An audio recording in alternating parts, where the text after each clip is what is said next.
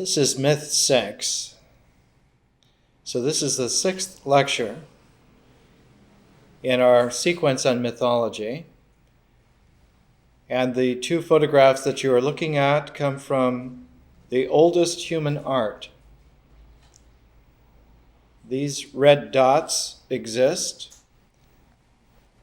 on a huge flattened boulder near the entrance to a very large cave. The cave is 1,700 meters deep and was found in December 1994 in the south of France.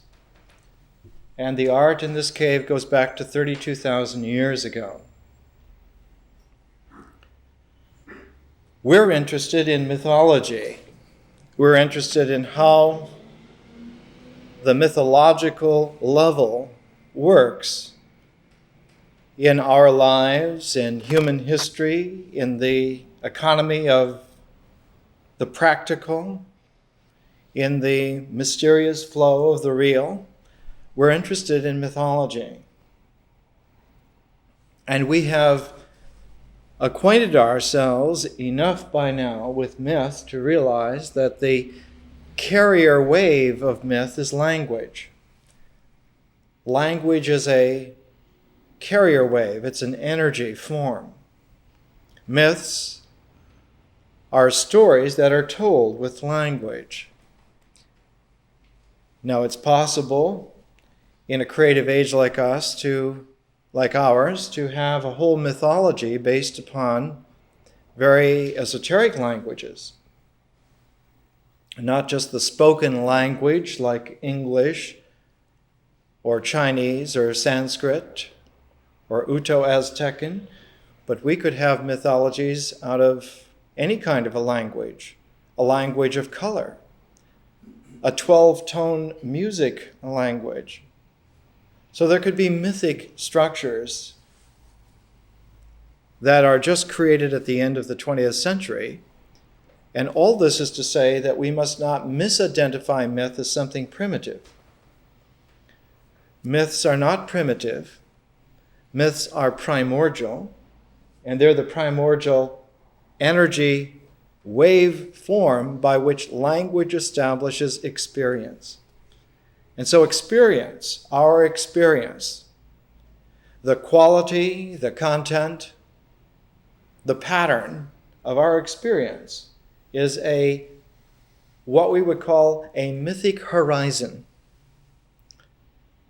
And we have seen in our education that this mythic horizon is in no way a crust of static objectiveness, but that this mythic horizon is a scintillating, oscillating, seething process.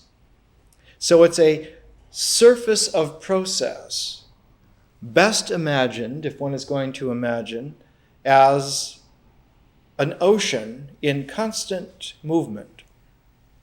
The ocean is there. The ocean has a surface. It has a depth. It has a mass. It has a quality. But in no way can one just say that the visual impression of the surface of the ocean is the ocean.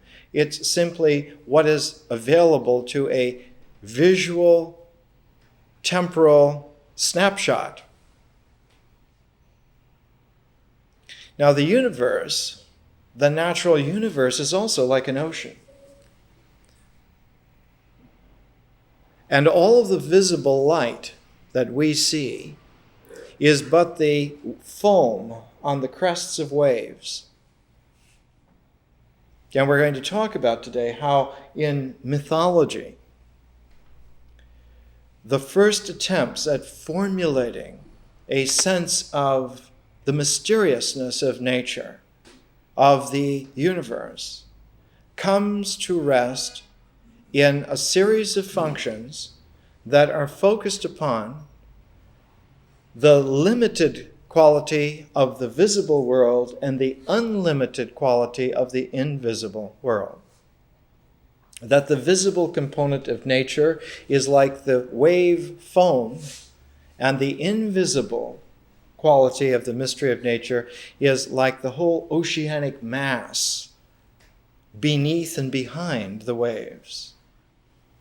And that the one indication that one has of the tremendous energy of the invisible is its figuration, influence upon the visible. We know from observation that the forms of stars collect themselves into galactic structures. We know now that all the stars that exist in the universe are parts of galaxies, of galactic structures. And largely these galactic structures are spirals. But the spiral arms of galactic structures are just the foam. They're just the wave foam.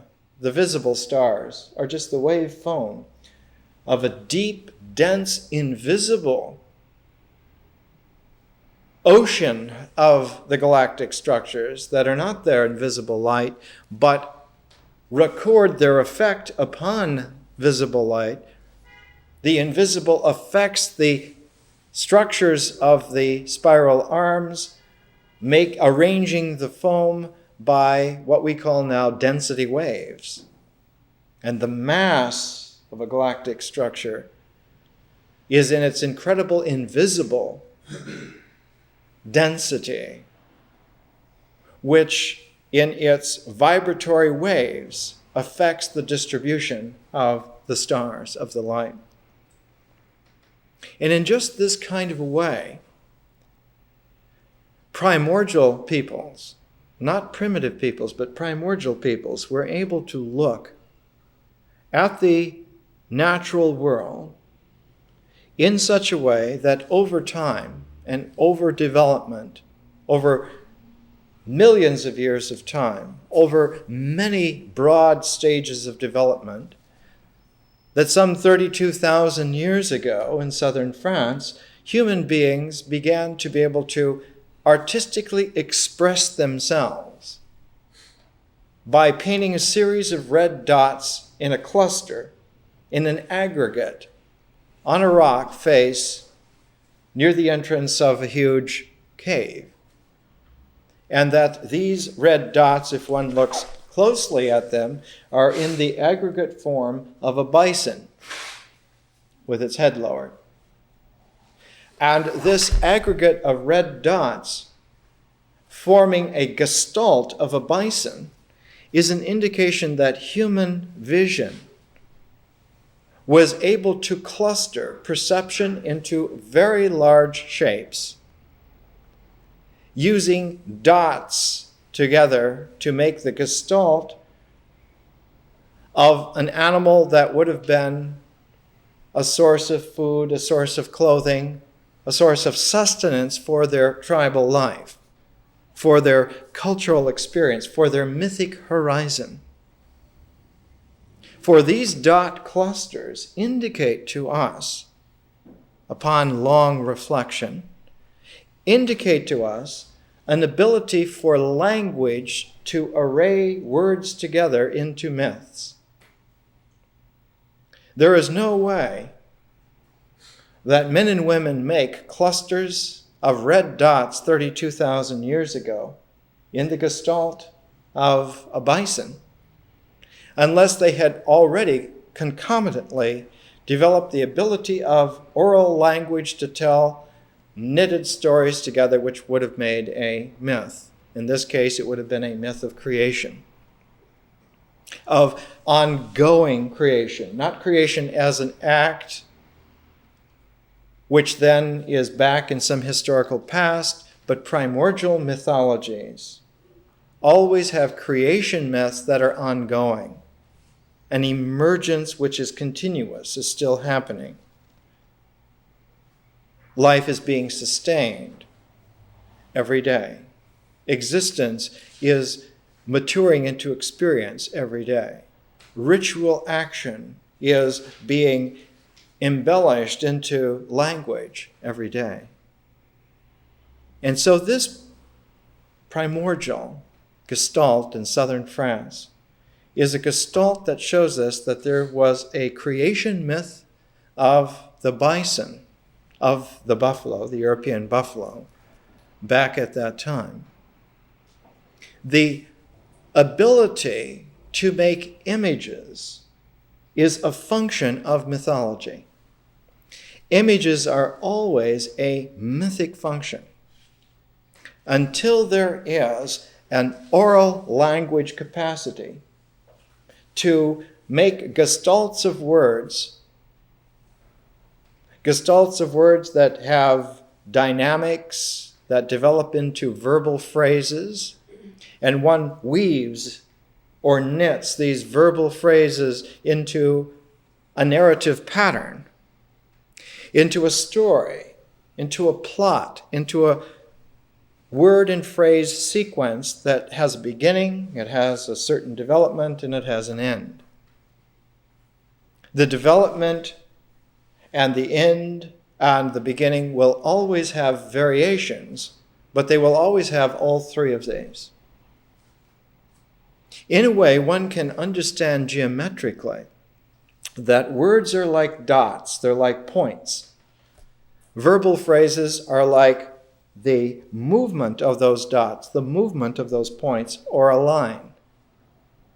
And the myth is like a gestalt order made out of all the lines woven together into a plane.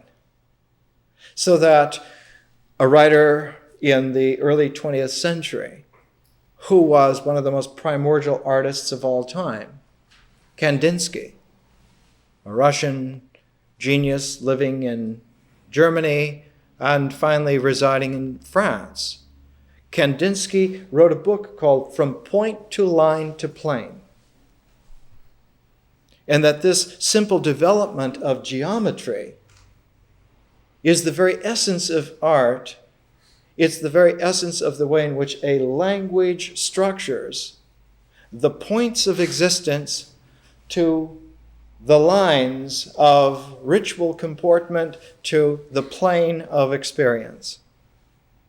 And so myths come out of the ability for language to have words which are like the points, and the words to be clustered around verbs, which are the lines, and the interweaving of the verbs and their concomitant other words together into a myth, which is the plane. So that the mythic horizon is an ability of human beings, of men and women, to give a geometry of experience to each other, to transmit to each other, to share with each other. And the myths are what is transmitted, what is shared. The pattern, the content pattern in the mythic fabric is the particular values of the culture. So no matter what the culture is, no matter what the tribal tradition is, it will have this kind of woven tapestry structure, which is the characteristic geometry of language. So that when we look at something like mythology, we can see in this ancient Paleolithic series of dons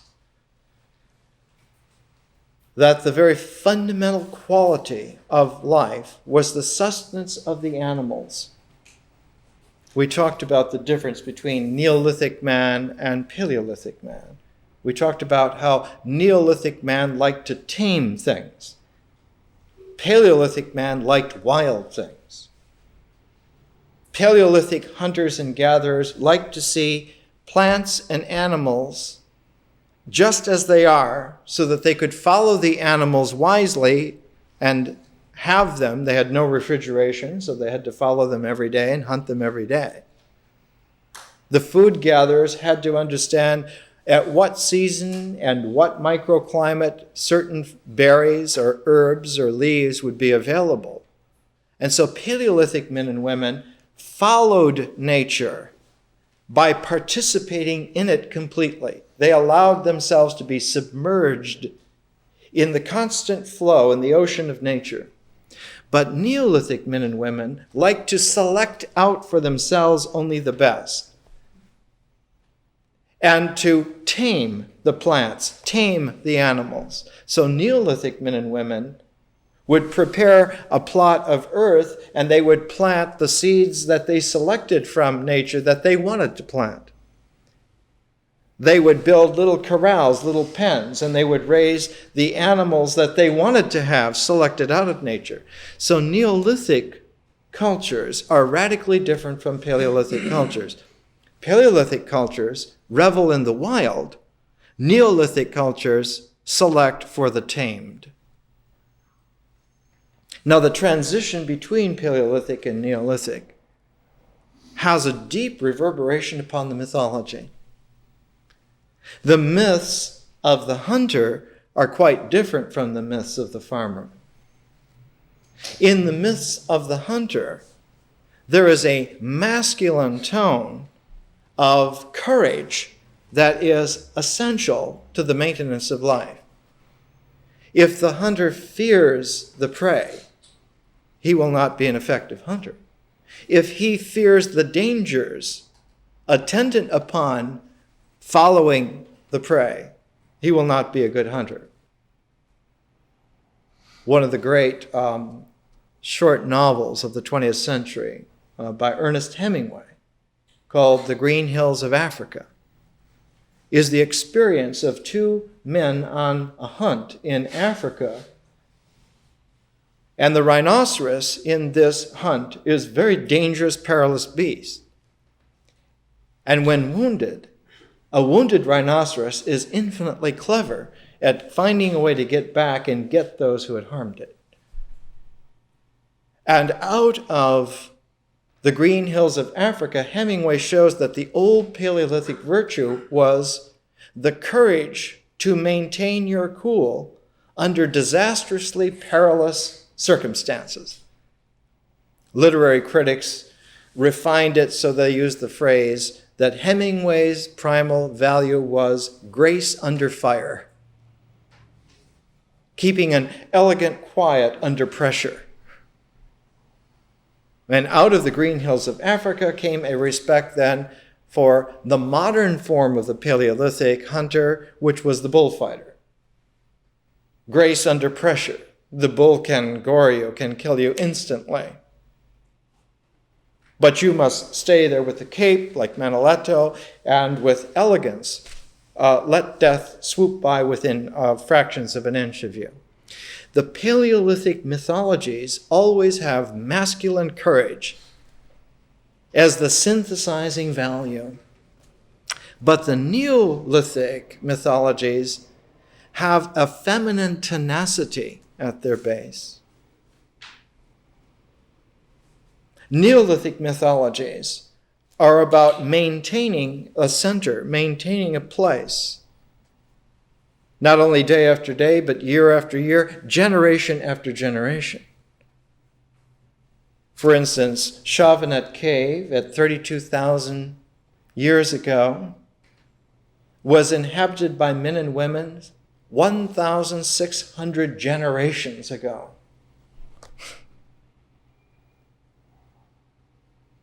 One finds in that early development the wild animals that deserved the respect of masculine courage. One finds cave bears. In fact, at one point in the cave, back towards the end of the cave, is this huge chunk of limestone with a skull of a cave bear on it. So that in the dark torchlight, the young males could be brought face to face with the most instant death available from the greatest hunter of Paleolithic Europe, the great cave bear, much more fierce than a rhino, much more fierce than a lion. The great cave bears were about the size of Kodiak bears, about 1,500 pounds, about 11 feet high. Enormously terrifying.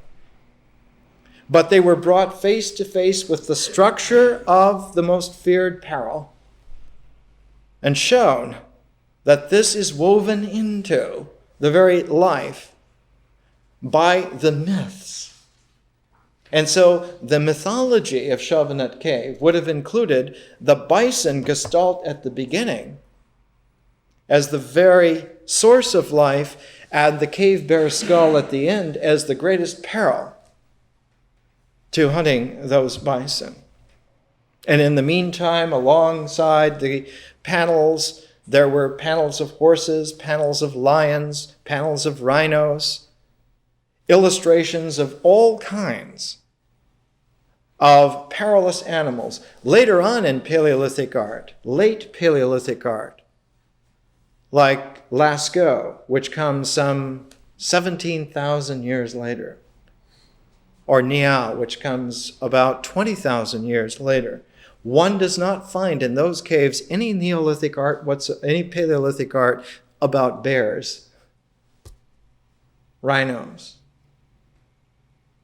You find the great horned aurochs, which were like the cows of the day. You find some horses. But you do not find the ancient cave bear, because there was a transition already from the masculine courage to the feminine tenacity. And within a short period of time, a mere 1,000 years or so, from the last Paleolithic caves of illustration that we have in southern France, even less than 1,000 years, you have the beginnings of agriculture in a place like Jericho in Israel, some 12,000 years ago. And there, the distinctive agricultural-based mythology, the animal husbandry, even the term animal husbandry, man is a husband to the animals, that domestic tamed animals are united to us. They're a part of our family. We're no longer a part of their family. They are a part of our family. And beginning Neolithic peoples always had the animals live with them. Even today, early Neolithic peoples characteristically have their animals as a part of their house. The animals are allowed to be in the house because they are part of the family. But the shift is one of emphasis. Paleolithic man lives with the animals. Neolithic man, the animals live with man. And the shift in mythology is radical. In a Paleolithic quality of mythology, man must be initiated into the animal world. But in a Neolithic mythology, the values of animals must be transformed into human scale, into human qualities. The Paleolithic has a masculine tone to it, the Neolithic a feminine tone to it. And of course, in the late Neolithic, there's always this balance between the two. And the development of symbolic civilizations was the development of a sense of trying to balance the masculine and the feminine together. And so one finds about 3,000 years BC, before the Common Era, about 5,000 years ago, one finds the beginnings of symbolic civilizations where the problems of mythology are the problems of balance between men and women. The balance between the courage to go out to the edges and hunt and the necessity of staying in the center to maintain. And so one finds in symbolic civilized mythologies a blending together, a balancing together. Remember when we talked in the early part of nature about how in nature, even in terms of chimpanzees, Jane Goodall, we talked about, and her study of over 30 years of chimpanzees, that even on level of chimpanzees, even before we get to man, even before we get to the forerunners of man, chimpanzees break off from the evolutionary line that leads to us some 70 million years ago. But in chimpanzees already 70 million years of development before us, The masculine chimpanzees patrol the borders of the territory. The female chimpanzees maintain the center of the territory. If the masculine chimpanzees go across the border of their territory, they go only to fight. They go and they expect a conflict. Whereas the female chimpanzees can go from territory to territory, from center to center. There is no conflict. They're accepted into the new center, into the new territory. So that the osmotic transmission of genetic lines is through the female. Whereas the males maintain themselves, and there would be a genetic box canyon, were the male values to be the only ones to maintain themselves. It's the osmotic distribution of the females in the chimpanzee population that keeps the genetic pool healthy. So even though we say the feminine guards the centers are interchangeable. And we say that the masculine guards the boundaries and the perimeters. They also are like an osmotic threshold, protecting the females at the center, but they must also allow the occasional female to penetrate through and go into a different territory, a different space.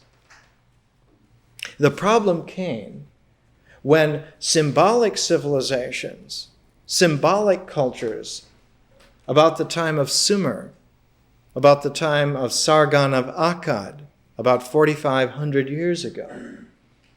The problem in those mythologies is the problem of balance between masculine Paleolithic values and feminine Neolithic values.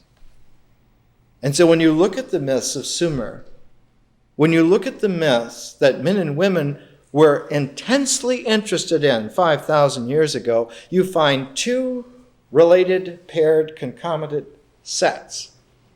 You find myths of Gilgamesh, which are the masculine adventure conflict stories, and you find the myths of Inanna, which are the feminine center, mysterious initiation qualities.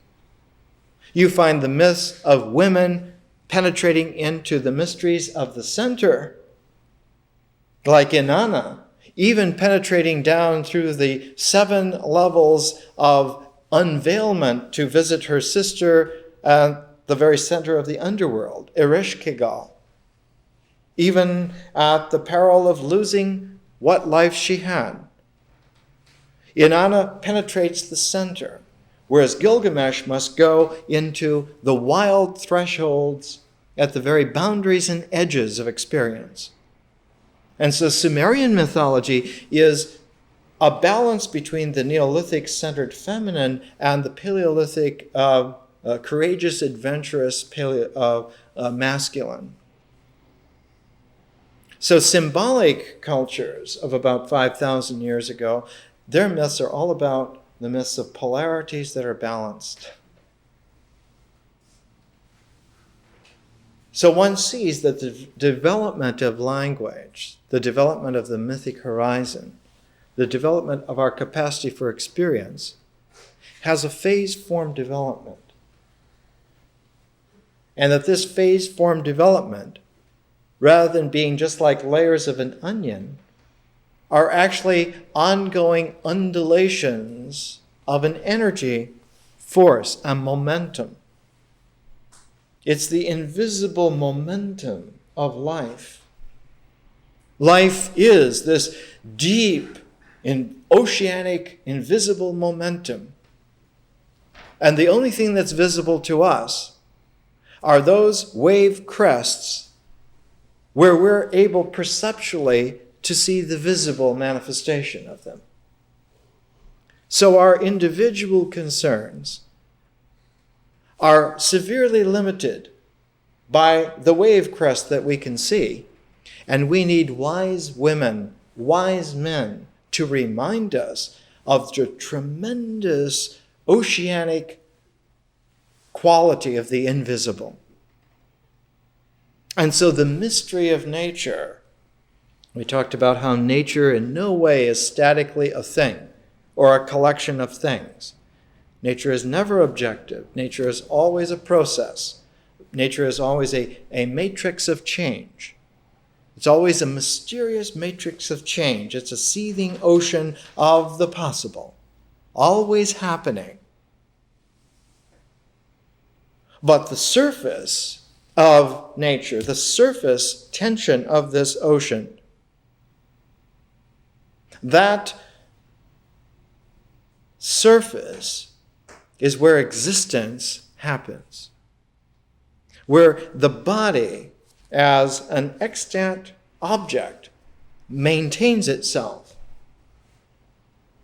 And it's true that the maintenance is temporary, 100 years, more or less, and a human body will fail itself. But through a reproductive chain of events, human bodies have been around more or less in this form for close to 100,000 years, and in related forms for several million years. Genetically, our genetic pool has maintained itself in an evolutionary line for at least 4 million years. So our life form is really a 4 million year sequence.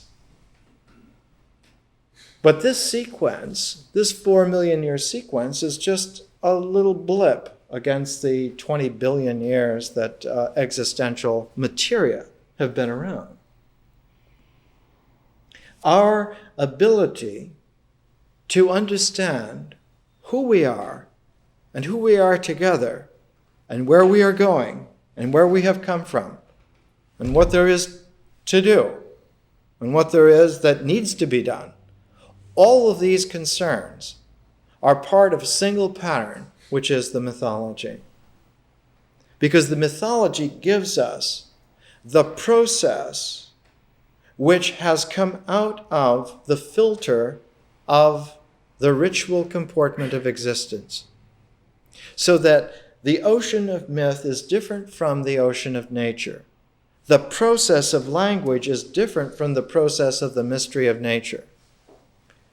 Nature is the whole universe and unlimited, whereas the ocean of myth has come through a filter of selection, through the veil of existence.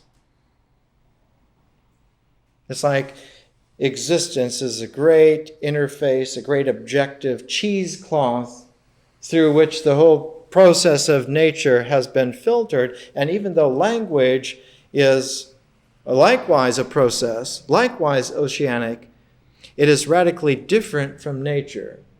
Though similar to it, paired to it, has many characteristics of it, behaves like nature, language has been filtered by existence, has been filtered by ritual action, so that the waters of language always have a connection to what we do.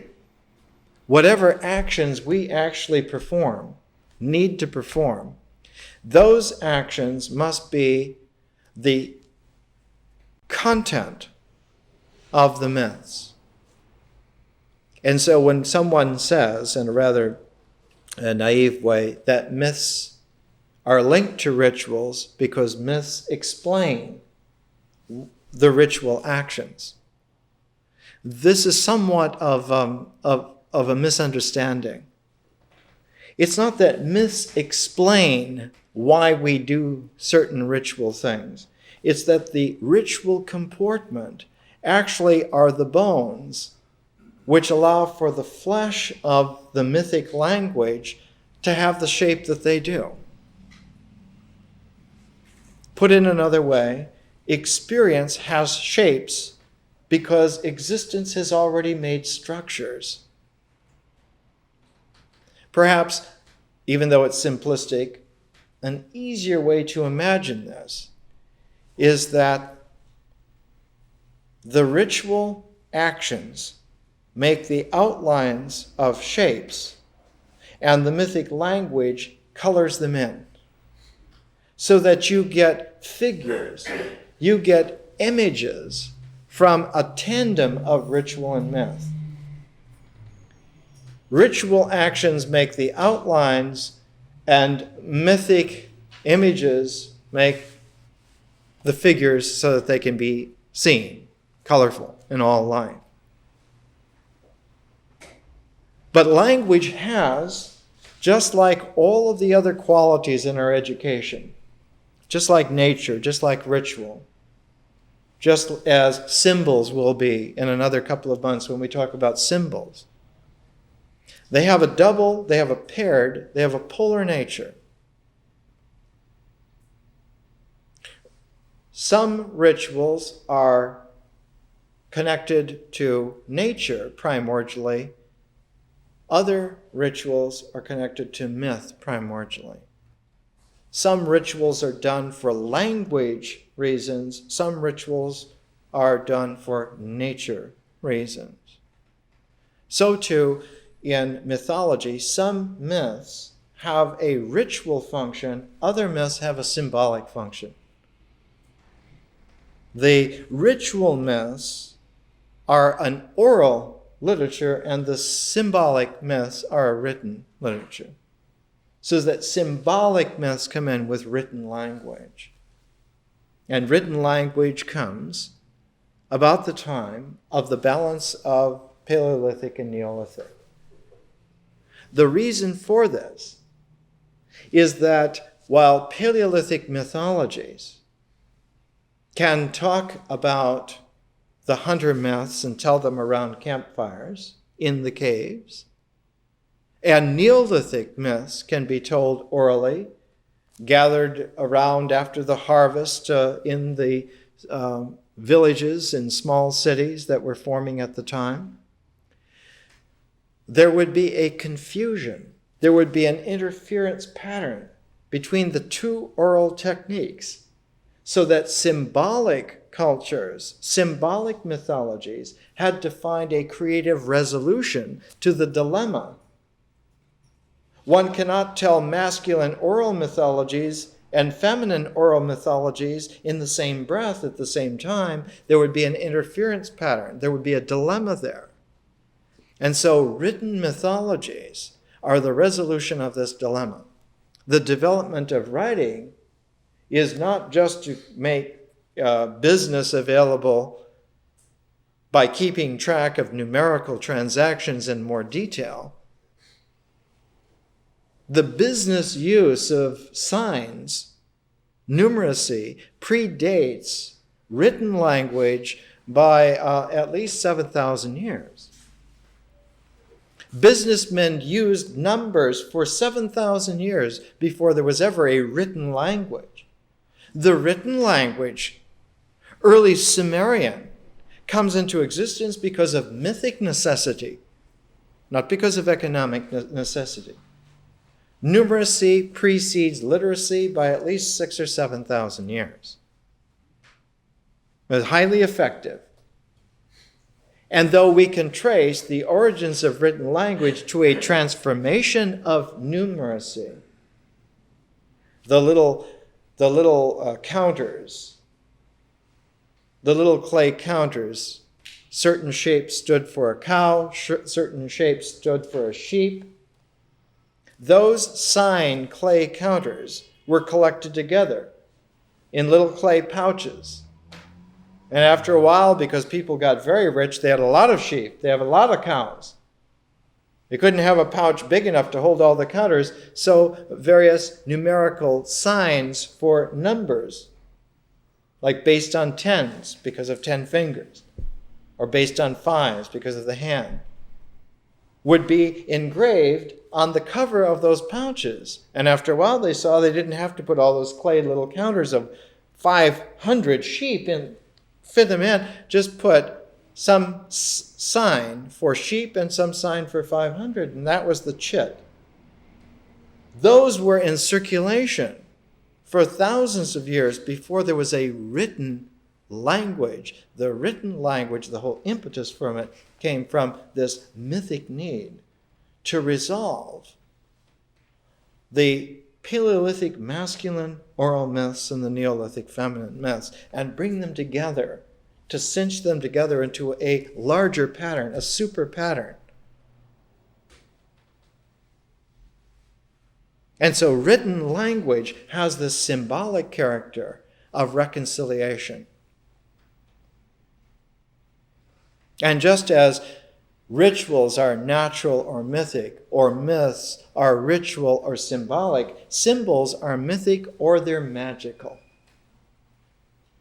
Symbols either relate back to their mythic developments and origins, or they look ahead to the development of consciousness, to the development of vision, what we would call today vision. They used to be called magic. So symbols are mythic or magic. They have this double capacity, and we'll see that symbols, in fact, distribute themselves. That mythic symbols very much are like amulets, whereas magical symbols are always like talismans. And the difference between an amulet and a talisman is the difference between something which is being saved and something which is being used. If you want to apply your symbolic capacity to the world, to your life, then you have to use a talismanic form of it. If you want to save it, if you want to integrate it, you want to keep it, then you use an amulet. An amulet protects. It preserves, it keeps, it maintains. But it doesn't allow you to use. How do we know this? How is this made up of a whole cloth? We know because we have written descriptions, for instance, of the most primordial symbolic activity in ancient times was divination. That's what people did.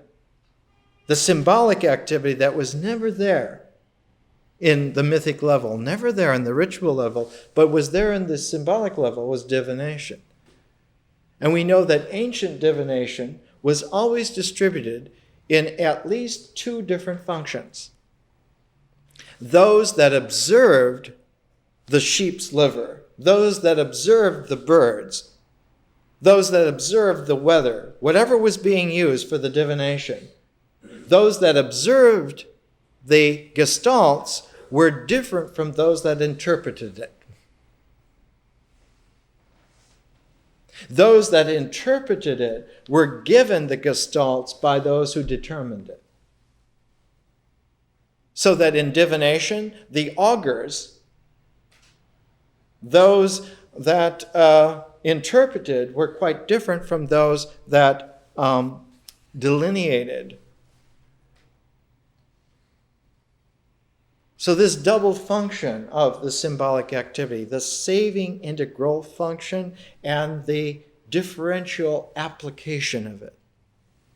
One is the development of thought, the other is the development of consciousness. And though they go together, though thought and consciousness go together, they're quite distinct, actually. One can think long before one develops the ability to be self-conscious. One uses thought subconsciously quite long time, sometimes a whole lifetime, before someone gets it, before someone gets woken up, as we would say, enlightened, becomes self-conscious of the whole activity, of the whole capacity. And the difference between someone like that is the difference between someone who is just a clerk keeping track of an activity and a yogi who is very capable of modifying the entire integral cycle. This is a kind of an education meant for the 21st century where men and women are going to have to be yogis just at the beginning. Because the challenges and the perils are far beyond, not just far beyond the Paleolithic. We don't have to hunt mastodons anymore. There aren't any. You're going to starve if you're planning on hunting mastodons in LA for a living. They're not there. And just so the Neolithic is gone. Even within one lifetime, Most of Playa del Rey were like bean fields. The French areas, the French villages of Sautel and so forth in what was primordial Los Angeles 50 years ago were where they grew vegetables. And now it's just houses. So the Neolithic doesn't work here either. And the problems of symbolic cultures, of balancing the two, those are being transcended now by a whole new quality. A whole new quality of civilization that's gone completely conscious beyond the Neolithic, beyond the Paleolithic, beyond even the symbolic, into the differential consciousness of a scientific cosmos, of a historical process, which is radically different from myth. Myth is in the integral cycle, whereas history is in the differential cycle. History belongs to the same realm that magic belongs to. History belongs with vision. History and vision are differential processes, whereas nature and myth are integral processes. And men and women who master the differential cycle, they do very well up to the threshold of thought. But if they go beyond thought, if they transcend and go into consciousness, transcend and go into the supernatural, transcend and go into the magical realm, there one finds a whole different ecology, and that's why there's 2 years to this education. The first year is the integral cycle based on nature. The second year is the conscious cycle based on vision. And that's where art is. That's where history is. That's where science is. All of those are differential functions and never occur in the integral cycle. To say that one can understand consciousness by integration is complete error. To say one can find oneself, one's person, by integration, never will happen. To say that one can understand history and deal with historical problems on the basis of integral wisdom, no way. And to think that one could do science or investigate the cosmos on basis of integration alone is completely erroneous. It's like trying to do astronomy with only working with absorption lines. You have to work with absorption lines and emission lines, both. Otherwise, the physics, the astrochemistry, everything is dependent upon both processes working. To put it simply, you cannot live in the 21st century and beyond if you just keep breathing in. You have to learn to breathe out also. And so the rhythmic periodicity of breathing is, again, like an old litmus test, that integration and differentiation are related complementary processes that go together. And while you're immersed in nature, nature will take care of everything for you. But when you become conscious, you have to begin taking care of things for yourself and for others. The cosmos is a differential garden that requires all the men and women that are to garden together. Otherwise, they can't maintain it. The extent of the cosmos is so much. And once we take over the function of gardening there, all of the weed problems that nature took care of are going to be ours. All of the natural checks and balances on the way in which genetic shapes were kept integrally protected by the talismans of natural seals are going to be opened up. The problem of supernatural diseases is already becoming a real issue. AIDS is supernatural disease. Conscious opening up of a seal requires everyone's effort together to keep it within reason. Because an immunological breakdown is a breaking of a seal of the integral cycle, not because someone transgressed, but because a whole new era and echelon is being opened up, the differential era.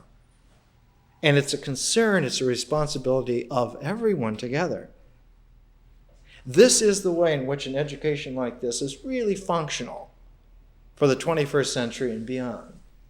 And we're going to take a break and come back, but I just want to bring us back to the Gestalt that we started with 32,000 years ago, the red dots. By seeing animals with this kind of Gestalt 32,000 years ago, when symbolic civilization came into play some 5,000 years ago, the gestalts of the dots in the balancing that was used, the gestalt of the dots was seen to apply to the heavens. And for the very first time, you had star constellations being observed. Chauvenet Cave is 32,000 years ago. Stonehenge is 5,000 years ago. Stonehenge is an early observatory, not just to keep track of the sun and the moon, but to keep track of star patterns, because gestalts of astronomical constellations come into play, and they help structure symbolic cultures. So from the time of the Sumerians on, you have astrological configurations and constellations that maintain themselves right up until today. Yes, there has been an evolution, but they've maintained themselves. Let's take a break.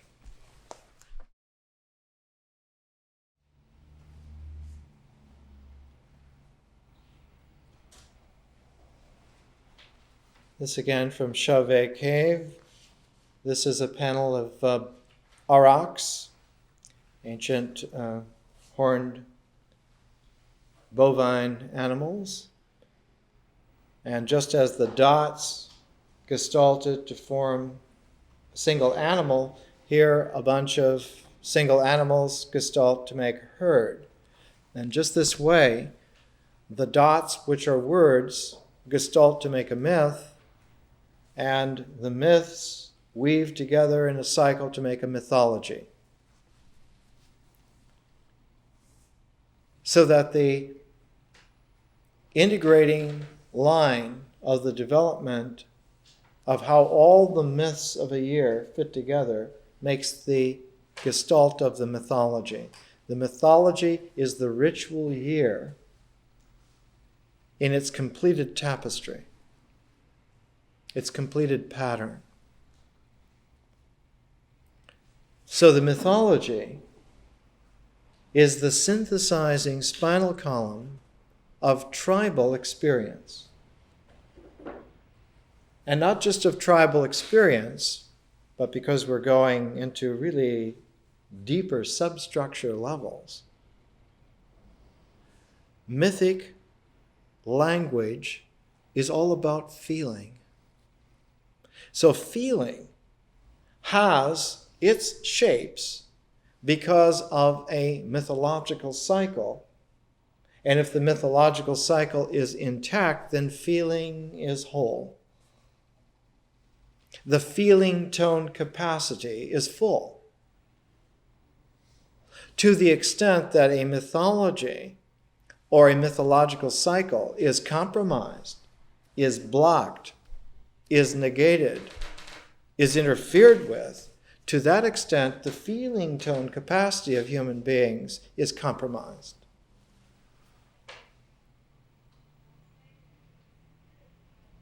So let's talk about therapy, effective therapy for a second.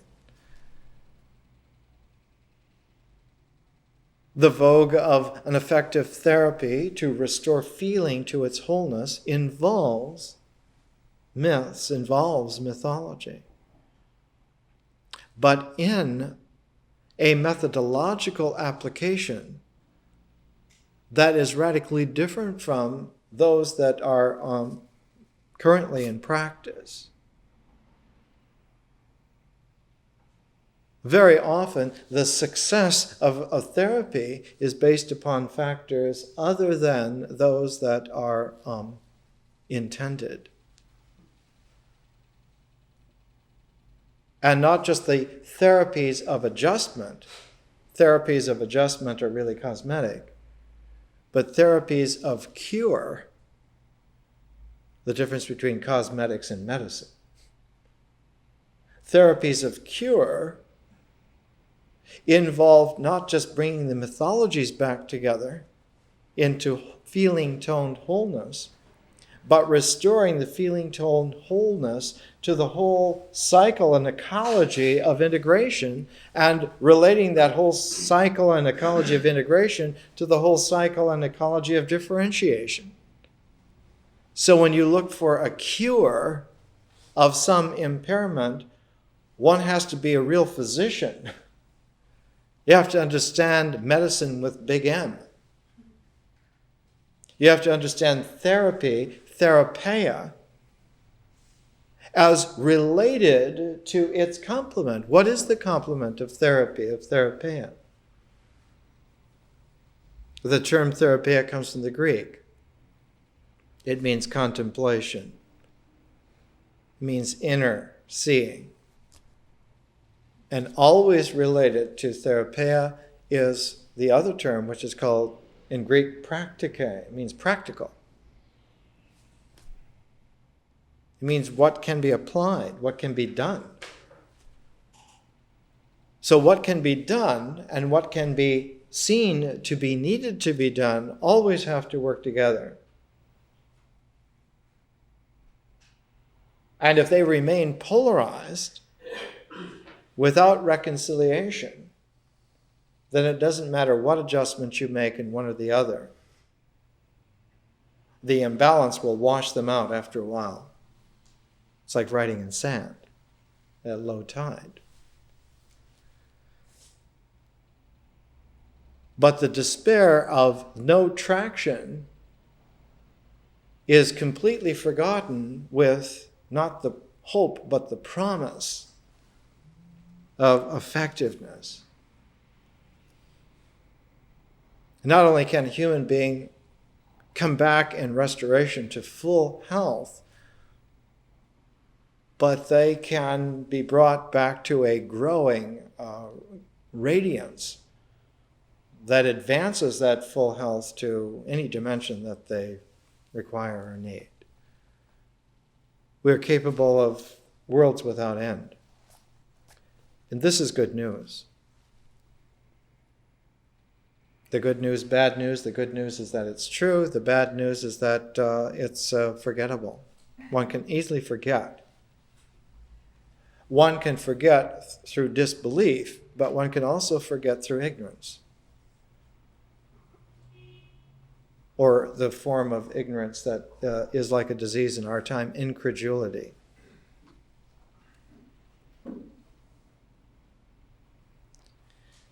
Let's come back to ritual, myths, and symbol myths.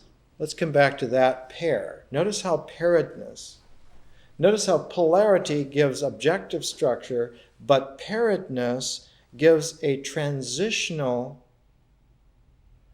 interface between the objectivity of polarity and the process of complementarity. Complementarity is always a process. Polarity is always an objectivity. If you want to create matter, then you polarize electrical magnetic energy into positive and negative, into north and south. You polarize the magnetic field into north and south, and you polarize the electrical flow into positive and negative. If you want to hold objective form, then you polarize. If you want to have the process flow, then you must have a complementation, a complementarity. Better to use the Niels Bohr word complementarity. It's stronger, it's more accurate. Its variations are more truthful. The interface between those, between the objective polarization and the process complementarity, the interface between them is pairedness. Because a pair has a connective relationality that allows for many phase form bridges to obtain. Not only do we have a pair of eyes, a pair of hands, a pair of sides of the brain, pairs of legs, pairs of people, but pairedness has that interface quality of being able to relate objective to process. So that when we look at something like myth, something like language is a process. Language relates to nature, pairs up with nature through an interface of ritual, and maintains its balance when ritual has a paired balance. So when when action is balanced, then nature and feeling-toned mythic levels experience are able to flow together. They become concurrent, as one would say. So that one of the objectives of wise women and wise men in old times was to make sure that there was a consistent interfacing of nature, ritual, and myth. It's like a parfait which was handcrafted. The men and women handcrafted it so that the three came together. We would call them today, in an engineering sense, laminates. Laminates. A sophisticated laminate flow where nature, ritual, and myth came together, cinched by the ritual action, cinched by the dance. Why did they dance? Did it do any good? Yes, because it cinched the flow of language with the flow of nature. And as long as ritual cinched them together, those laminate arcs, those laminate flows, worked for man. It was like a technology which was mastered, and when needed, was put into operation. Do the words affect nature? Yes, they do, if they're cinched and sealed into a laminar flow, into a shape by the myth, if the myth is danced. If you put an active objectivity as the interface between the prayers and the universe, they're going to be brought together. They will work. Later on, we'll see, with the introduction of the objectivity of the mind, the process became complicated. Because then you had laminars, laminar flows, laminates, that had to include the mind as well as the body as objective cinches. Then you had to deal with the so-called mind-body problem. What is the mind-body problem? Not that the mind and body are polarized, but that the cinching together of the processes of nature and of language are very much in need of a superior kind of balance when you have two objectivities. Not only the dance that you're doing, but the thoughts that you're thinking. Then you have to incorporate what you're thinking into what you're dancing at the same time as the language and nature are being brought into interface so that you have a pair of pairs. So there's such a thing when symbolic cultures developed. When symbolic cultures come at the time of written language, the whole attention is given to the primordial shapes of geometry. For the first time, geometric forms like the square, a pair of pairs makes a perfect square.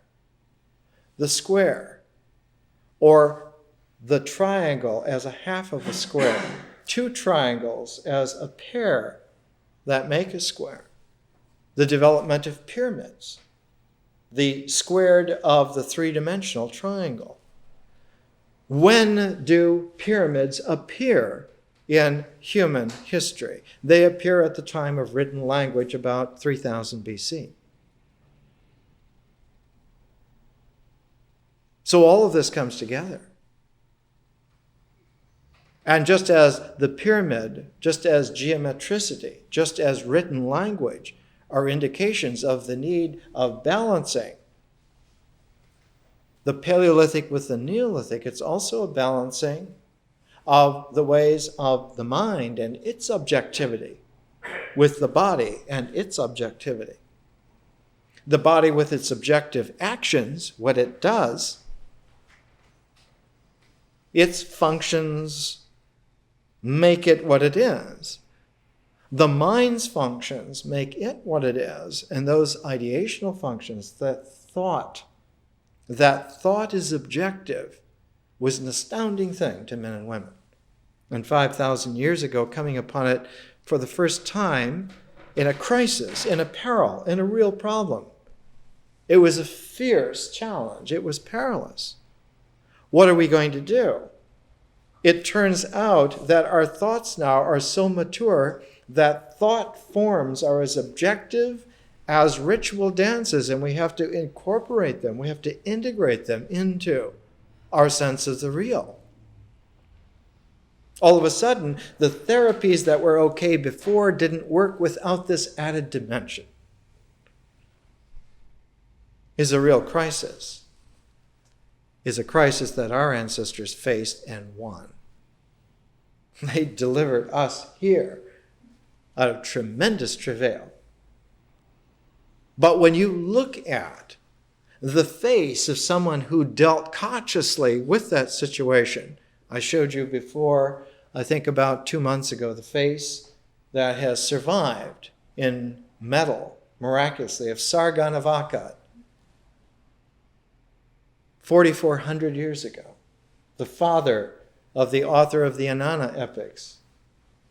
Sargon of Akkad's face does not show some kind of anguished pathos. It shows the calm, regal, royal manner of someone who has accomplished this. And it's no wonder that Sargon of Akkad is the founder of the Fertile Crescent, of the linking together of geographical territories from the Persian Gulf to the Mediterranean Sea. That Fertile Crescent was first established, and that the resonance of that Fertile Crescent are the beginnings of a great international, intercultural, intertribal civilization. That the scale of civilizations before Sargon, the largest scale that civilizations had before then, were like city-states. The people from Ur hated the people from Uruk.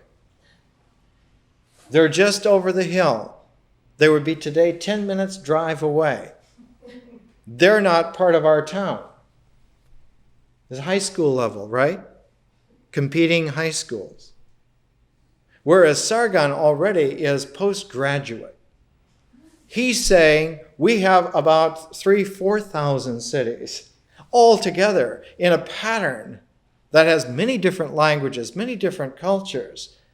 And they're integrated together because our thought forms, our ideas, are powerful enough in their indexing integration to carry the laminar flows all this way.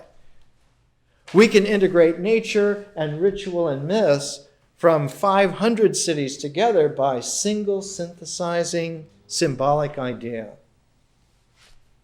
And you find this tremendous jump in human capacity. And at the same time, you find the pyramids being built in Egypt. You find the Indus civilization in India. They're all concomitants of the same era, same time. The development in China, the Xia dynasty, the whole era of dynastic China comes out of this particular era. Dynastic China begins in the late 23rd century BC, not long after Sargon. The pyramids are a couple of generations before Sargon. So all about that time period You have dynastic China, you have the Indus civilization in India, you have Sumer and Akkad in Mesopotamia, you have the pyramids in Egypt. You have this tremendous array, like resonances, like vibratory resonances. It's almost as if some kind of spirit wave went through the plasma of human cultures and left in density wave registrations a pattern of maturation, a pattern of thought, symbolic stars being born. And when you speak this way, this is the kind of way that Hegel would have spoken 150 years ago. He writes about how the transcendent spirit moving through the cosmos produces arcs and waves of events that we recognize as historical events, historical epics. And one can still do well to go back and reacquaint oneself with Hegel, though we have most of the 20th century belabored under anti-Hegelians who were stifled in the development of their thought because the metaphysical developments of Hegel's implications were turned upside down and created as Marxism.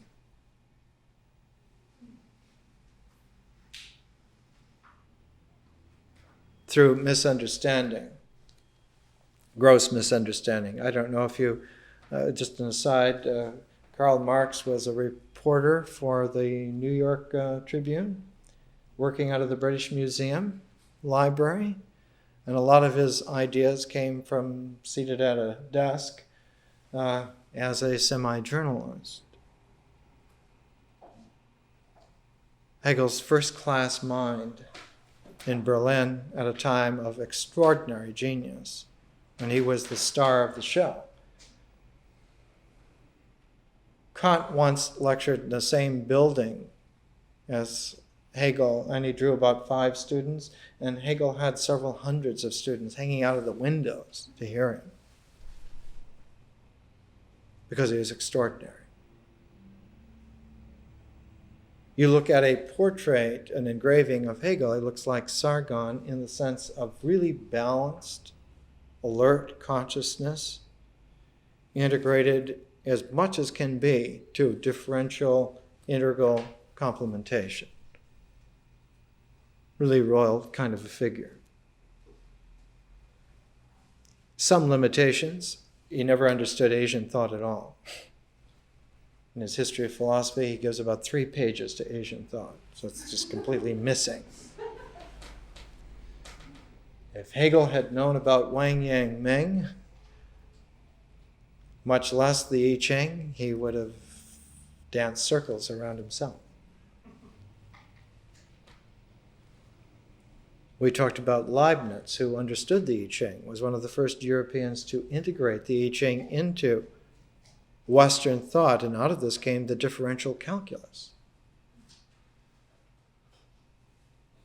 And even though Newton developed calculus also, Newton's notation for calculus is not used. It's not usable. Whereas Leibniz's notation is used around the world all the time, every day, because it's really solid. Leibniz's understanding of the binary language, polarity form of mathematical expression, even in a differential mode, holds until this day.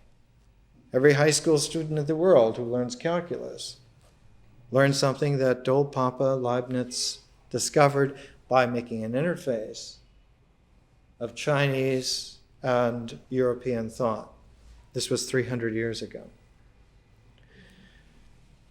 We're trying to understand in mythology, in myth, we're understanding how the whole development of mythology forms a part of an ecology. And that ecology, if we would give a label to it, give a name to it on the basis of its function, that ecology is integration. It brings together. That it's a universal phenomenon. And that the bringing of it together has something to do with the way in which energy happens. Energy not only happens in an energetic mode, energy also happens in a dynamic mode. The Greeks had two distinct words, a pair of words, for what we call energy: energeia and dynamis. A dynamic is the oomph energy, whereas energeia is like the radiation. Translated into astrophysics, one would say that dynamis is a rotational energy, whereas energeia is a radiant energy. So if you put them together, energy has this kind of a form. It radiates out as well as rotates around. And what's peculiar about the universe is that the rotation always has a kind of a paired quality. If one looks at something recent, how recent? Just published, Spiral Structure in Galaxies, a Density Wave Theory, MIT Press, 1996. The latest. Came out this week.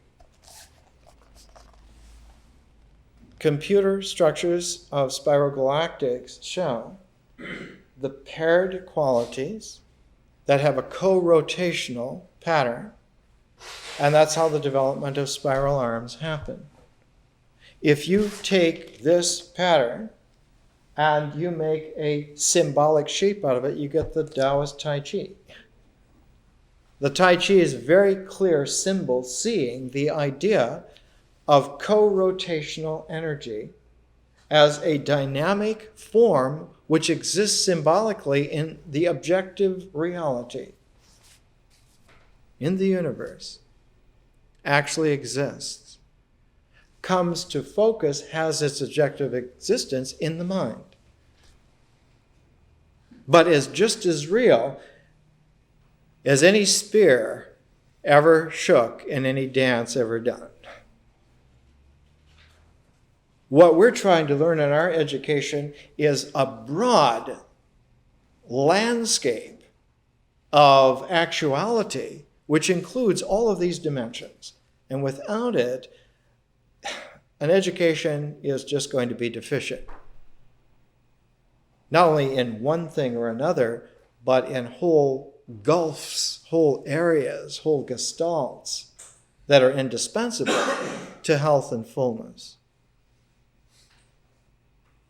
The ostrich who learns to rebury their head in the sand becomes a very well-adjusted ostrich, but doesn't save the ostrich from the hunter with the spear at all. So just adjusting yourself to security is not sufficient in a world that has a lot of predators, especially when the alternatives are you can not only tame the predators, but you can work them in as defenders for you without pay. You don't even have to pay their taxes. So the possibilities of joy are rather large. The Mahayana Buddhism that went into states of feeling one time and categorized them all in the Abhidhamma, there are 57 states of human feeling, only 3 of which are painful. So there's not much pain to deal with, even though it doesn't seem possible to us sometimes. But the landscape of joy available in the universe is colossal. It's called splendor.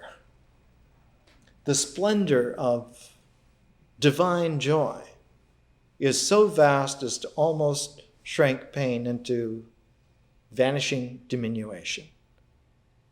That's dancing the language a little bit, but it's permissible occasionally.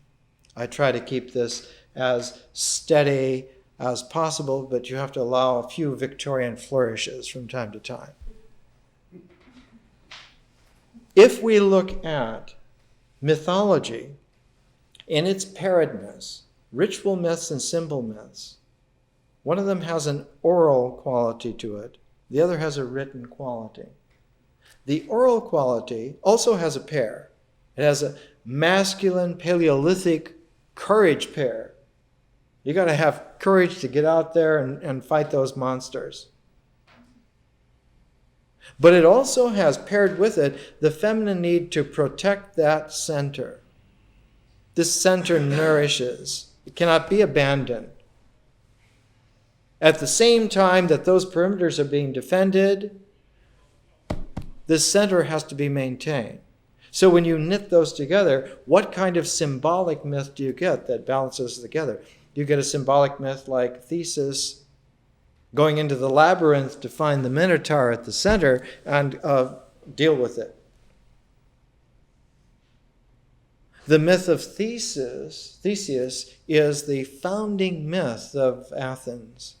So the whole development of the emotional savvy of the classical Greeks is founded right there in the seed of Theseus, the Theseus myth. It's a symbolic myth that balances the old masculine Paleolithic with the feminine Neolithic in perfect synergy. So that you find among the Greeks, and in particular, quintessentially among the Athenian Greeks, a love of balance. So much so we identify their whole civilization with perfect balance. And one says, oh, look at this statue of Father Zeus. I'm going to stand up here. Father Zeus, brought out of the Aegean Sea, who stands perfectly balanced. He has one hand out like this, the other arm back to throw the spear, to throw the lightning bolt. He's perfectly balanced. But the balance of Father Zeus in that sculpture, I think it's in Berlin, brought out of the Aegean Sea, the balance is expressed in that sculpture, but it's not the seed out of which the balance seeded and spread through the Greek ethos. The myth of Theseus is where it was, and that's what spread through. So the statue of Zeus is an expressive example of that balance that's there in the Theseus myth. So one can take the essence of that myth and you can turn its scintillation around. It's not only Theseus, but it's also on another facet, the Minotaur. On another facet, it's the labyrinth. What does labyrinth mean anyway? What does that word mean? Rinth means house in ancient Minoan, and labris means the double axe. It means the house of the double axe. The double axe was always the sign of deep archaic royalty. And house is a euphemism here. The house that they refer to was the Palace of Minos in Crete. It had 3,000 rooms.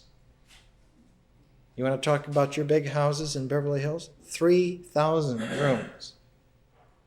The royal palace of Minos with 3,000 rooms, at the center of it was the Minotaur. At the center of it was the place where there was, what was the Minotaur? Was half bull and half man. It was a bull top and a man's bottom. The bottom half was a man, the top half was a bull. Where do we find that? The first time we find that image is in the Chauvet cave 32,000 years ago. It's a frozen moment on the threshold. It's a pseudo-balance. Instead of being a balance where things are brought into balance, it's a frozen moment that parades itself, advertises itself as balance. Of man emerging from the bull-like animal, the old Paleolithic bull, with its dominant, aggressive, overbearing quality, man just halfway emerging from that and being frozen in that, being caught in that. So you have the mobility of man, but you have the domination of the bull's mind. At the center of the royal palace in Minos time When was that time? It was about 1600 BC.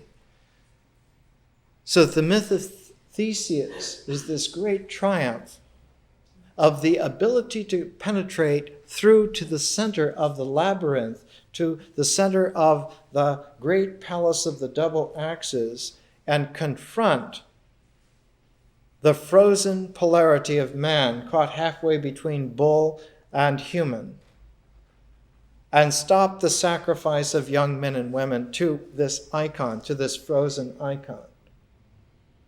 But then the problem not only is to go in a masculine way to the feminine center, where there's a frozen masculine bifurcation, peril, but to come back out. How do you come back out? Out of the labyrinth. You come back out, the Greek word for it was clue. You follow the clue. The clue is the name of the thread. And it takes someone on the outside to hold the other end of the thread, the other end of the clue, Ariadne. And she, by maintaining her center outside the perimeter, allowed the masculine to go into the center of that whole complication. Do you see the inside-out mirror reverse? Instead of the woman being at the center and maintaining it, she goes to where the masculine was on the outside and does her center maintaining on the outside, while it allows him to do his boundary penetration back to the center. It's a complete inside-out, turning it inside out.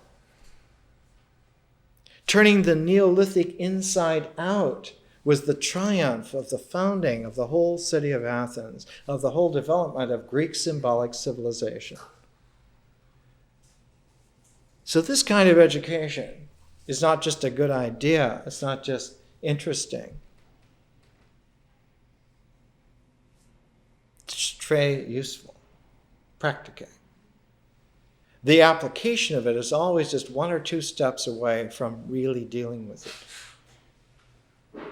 If you're dealing with a new situation, the very first technique is the old Paleolithic. Follow the situation and let it be what it is until you learn well enough what it is and what it's doing. Then begin to tame it. Then begin to transform it. But if you start by trying to transform it right away, you're going to run up against archaic energies that are going to smear you. But you have all the Paleolithic capacities possible. Not only tens of thousands of years, but millions of years experience, capacity. It's in the bones. It's in the DNA. It's in the blood. Those red dots that form the gestalt of the bison at Chauvenet, those are like the blood, but it's not so much just the blood, but it's the making of the blood red as it comes out of the veins, making it into the words that go to make up the myth. So that one literally writes the images of the myth in one's blood. And one finds in Chauvet Cave, one finds for the very first time the ability of human beings to turn an image inside out. Is a very, very great advance. Because they're not only ritually sophisticated, they're not only mythically sophisticated, they're also symbolically sophisticated. Yes, 32,000 years ago, they're very sophisticated. Whoever did this, not everyone could do that then, but there was someone who could do that. There was at least one person who could do that, who understood that if you symbolically turn an image inside out, you have mastered the complementation of body and mind. And you find it because you find handprints in red, as well as red dots. Later on in the cave, you find handprints in red, and then you find handprints in white with a red outline made by chewing the pigment and blowing against the hand held on the rock. So when you take the hand away, it leaves the handprint. So the negative The negative of the image of the hand, first indication of someone, man or woman, but someone, at least one, who understood that if you turn it inside out, an image then works in both a ritual objective way and a symbolic objective way. Very often, an image that's turned inside out, or an image which is turned inside out by mirroring, one calls the inner world a mirror of nature. The whole development of thought as a mirror of the natural world. The inner world mirrors the outer world. Later on, one finds mirroring as a great mythic image related to balance.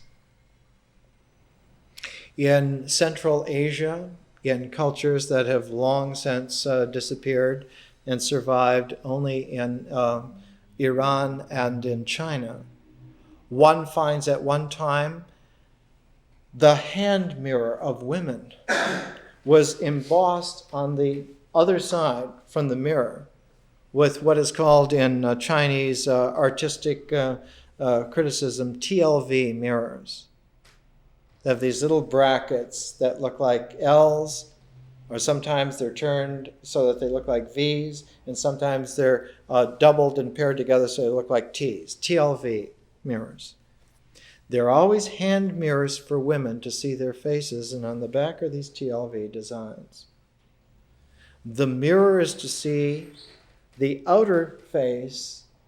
The symbolic designs there are to incorporate the inner face so that one sees both together. One has the complementation, one has the balance together. Comes from a very sophisticated development of civilization in Central Asia. Not the Scythians, but ancestors even to the Scythians. One finds that this mirror capacity comes all the way through the development of civilization, East and West.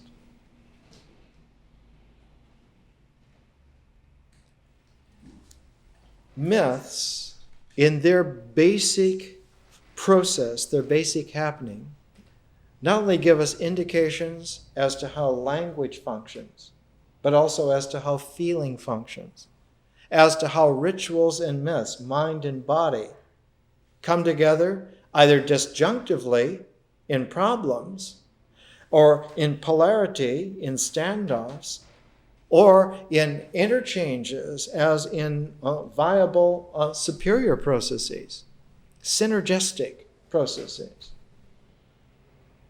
And laminar flows that include the entire ecology of integration, nature, ritual, myth, and symbol. And so myths are really interesting to us for this reason.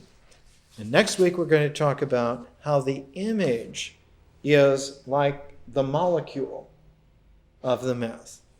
And Joseph Campbell's great little combination of materials, the mythic image, is something worth taking a look at. It's like a collection. It's like an indexing of the way in which the mythic image was the molecular constituent of how a mythology constellates itself into a pattern. Images are the little ball bearings by which the process of feeling intelligent moves. Feeling toned intelligence moves on the ability of images to have a rotational syncopation and a radiational pattern of holding. In the example, if you don't keep the ball bearings together in some kind of line or some kind of a shape, they're going to disperse rather than let you roll on it. So keeping the myth sequence accurately and keeping the mythological pattern together is all important for the emotional health, the feeling-toned intelligence of men and women. Without which, the images tend to disperse themselves, and it becomes more and more difficult to keep an integral quality of health. Very, very, very difficult. That is to say, as long as you're natural. But when you're supernatural, when you're conscious, you have to turn that inside out. If you keep the lines the same way, then it's ill health that you're going to get. If you keep the shapes together, then it's ill health. The conscious ecology requires us to turn the images inside out, the patterns inside out, to use them in radically, totally different way. In a complementation, no doubt, but in a differential way. If a galaxy, in its rotational energy, in its radiational field, were kept in a total integral form on a computer model, it would fall apart. It wouldn't hold, it would crumble. Because the diffuse quality of the materia in a galaxy, the multiplicity of it, requires a distribution of rotational and radiational energy and dynamic, which allows for it to be differentially woven together. And it's only by differential rotation and radiation that galactic structures hold it all, that the universe has any kind of form that's amenable to us at all. If it didn't have that, it would be a diffuse, shapeless plasma. And that diffuse, shapeless plasmas exist in the universe by the millions and billions. They're called nebula.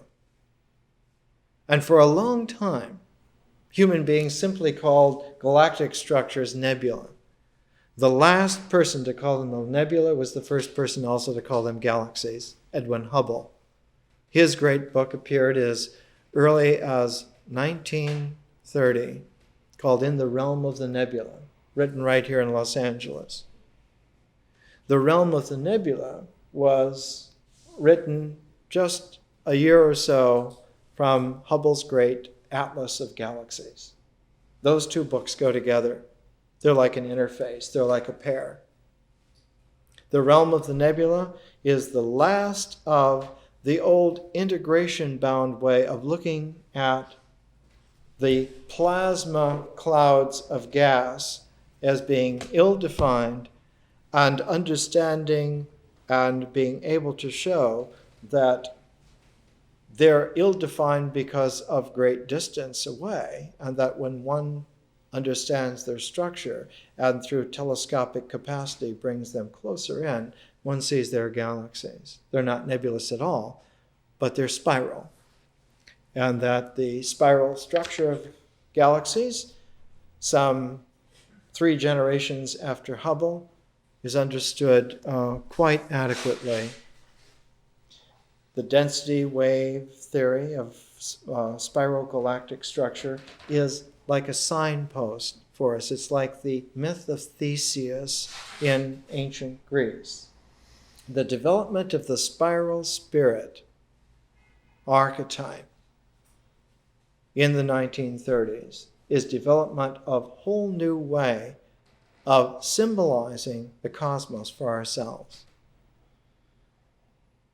Within 2 generations of Hubble, by 1970, Harvard University could publish a poster, a large poster, which was an atlas, a map of the galactic structure of the universe. It contained about 6 million galaxies at the time. So that you could have a wall poster, it was about 3 feet by 2 feet. You could put up a map of the universe based on galactic structures. We now could have several 100 million galaxies on a poster. And when one would have a poster with that kind of depth of understanding and range, one notices that there are huge gaps where there are no galaxies at all. So that one has books like one published a couple of years ago by Cambridge University Press, Bumps, Bubbles, and Voids in the Cosmos. And some of these voids are as broad, some of these bubbles of vacuum where there are no galaxies at all more than 400 million light years across. So that the universe in its large-scale structure has these foams of white caps of waves at the just edges that show the whole great mysterious mass of the universe is invisible and is there, wrapped up in the mystery, wrapped up in a polarity, because not only is there rotation and radiation as a polarity, but there's another pair that interfaces with that pair. That other pair is gravitation, which has an inverse relationality to rotation, and ultra-centeredness, which has an inverse relationship to radiation. And just as rotation and radiation are an energy and a dynamic of the electromagnetic scale of the universe, so too black holes and gravitation are a pair that relate to the magnetoelectric universe, some 10 billion times the frequency of our electromagnetic visible universe. Altogether, the scale of the real is quite astounding. More next week.